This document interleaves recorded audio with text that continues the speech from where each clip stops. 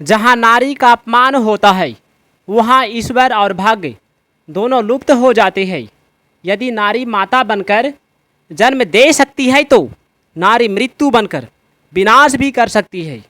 गंदी सोच और गंदी नीयत घटिया लोगों की होती है। लड़कियां ऑब्जेक्ट नहीं होती है, इंसान होती है। तुम्हारी माँ, तुम्हारी बहन भी लड़की है। ध्यान रखना, जिससे प्रेम करो, जिससे शादी करो, उसके साथ वैसा ही सलूक करना जैसा सलूक अपना माता बहन से करते हो। दोस्तों, स्त्री लक्ष्मी का रूप होती है। स्त्री पूजनीय है। स्त्री घर को स्वर्ग बना देती है। कहा जाता है कि जिस घर में बेटी हो उस घर से कभी लक्ष्मी समाप्त नहीं होती, धन दौलत की कभी कमी नहीं होती। दोस्तों, स्त्री केवल लक्ष्मी का रूप ही नहीं बल्कि काली, दुर्गा, माता पार्वती, सरस्वती का भी रूप है। समय आने पर पुरुष को उसका औकात का पता लगा देता है। अब आइए दोस्तों जानते हैं उस घटना में क्या हुआ, कोलकाता का घटना में। तो दोस्तों, इसमें विराट कोहली सर ने 50 करोड़ रुपये उनकी मां को डोनेट किया, उनकी खुशी के लिए। सॉरी बहन, हम हिंदुस्तान की नौजवान भाई आपका गुनहगार है, मुझे माफ़ करना। काश उस समय दरिंदे से आपको हम बचा पाते। मनुष्य अपना बहन के लिए शेर बनकर रहता है, उनकी मदद करता है। फिर ऐसा क्यों होता है, दूसरों के बहन के लिए हम कुत्ता क्यों बन जाते हैं? दोस्तों, ऐसी गलती हमें कभी नहीं करना चाहिए। दोस्तों, स्त्री देवी का रूप होता है, वो पूजनीय होता है। हमें उनका पैर पकड़ना चाहिए। उनसे जो भी गलती हो जाए हमें उनका पैर पकड़कर माफ़ी मांग लेना चाहिए। इसी में हमारा कल्याण है। कहा जाता है कि बेटी पढ़ाओ बेटी बचाओ।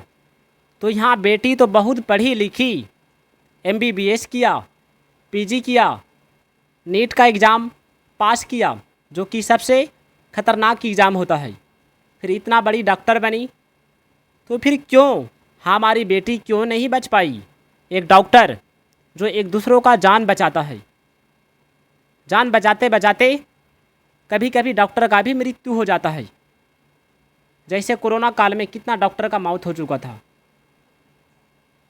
बचाने के लिए। तो फिर ऐसे क्यों इस दुनिया में, इस संसार में, खास करके हमारे भारत में दरिंदे पैदा हो जाते हैं जो अपना बहन के लिए तो शेर बन के रहता है, लेकिन दूसरों की बहन के लिए हम कुत्ता बन जाते हैं। क्या दूसरा का बहन का इज्जत नहीं है क्या? लेकिन दोस्तों, हमारा सबसे बड़ी भूल है, हम दूसरों की बहन को गलत नज़र से देखते हैं। ऐसा गलती हमें कभी नहीं करना चाहिए, नहीं तो उन्हें नरक में जाना पड़ेगा। सिर्फ कैंडल जलाने से कुछ नहीं होगा। उठो, जागो और तब तक मत रुको जब तक कि अपना लक्ष्य को प्राप्त ना कर लूँ, जब तक उस राक्षस को वध ना कर दूँ, जब तक कि उस दरिंदे को ख़त्म ना कर दूँ। यदि आपको कोई बलात्कार करने के बारे में सोचे तो हे बहन, हे माताएं, आपसे एक ही विनती है, जितना शक्ति हो सके उनके साथ पूरा प्रयास कीजिए। हो सके तो उसका जान ले लीजिए, क्योंकि इज्जत ही इस दुनिया में सबसे बड़ी होती है। इज्जत से बढ़कर इस दुनिया में कोई चीज़ नहीं होती है। अब आइए दोस्तों जानते हैं भगवान श्री कृष्ण ने गीता में क्या कहा। भगवान श्री कृष्ण कहते हैं, जब तक तुम लाभ के लिए या जीत के लिए कर्म करोगे तब तक हर कर्म तुम्हें बंधन में बांधेगा। दुविधा और स्वार्थ छोड़कर आत्मा के सत्य को जानते हुए निष्काम काम करो। जीत हार की इच्छा से मुक्त होकर कर्म करना ही समता योग्य है। जो दैहिक, दैविक और भौतिक तापों के भय से विचलित नहीं होता, दुख में रोता नहीं और सुख में नाचता नहीं, क्रोध और घृणा से परे है, जिसमें किसी के लिए आसक्ति नहीं है, वह स्थिर मन वाला मुनि कहलाता है।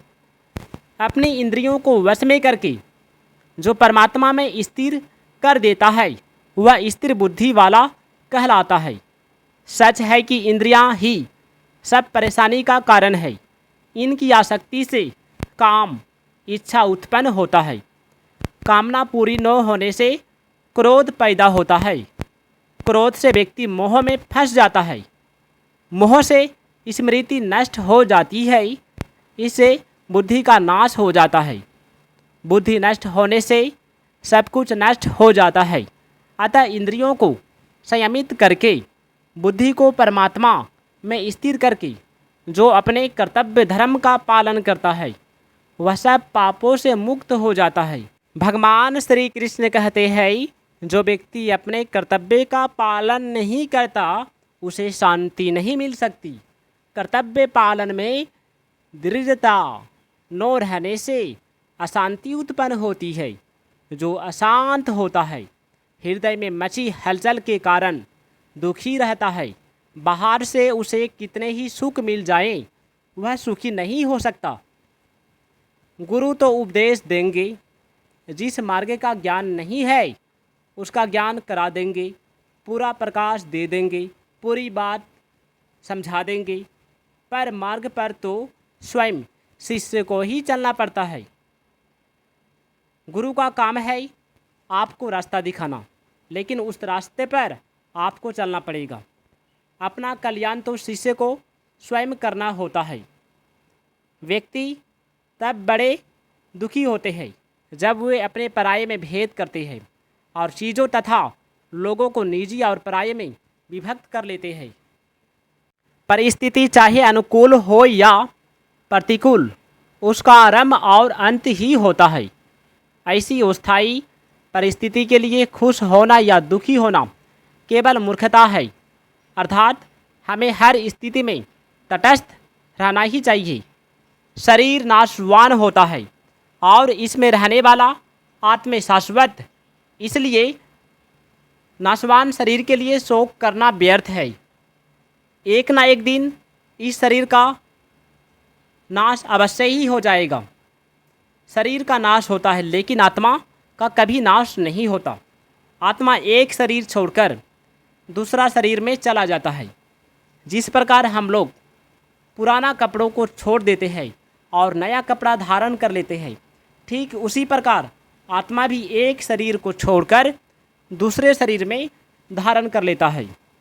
विचार से कर्तव्य का बोध होता है और चिंता विचार नष्ट हो जाता है।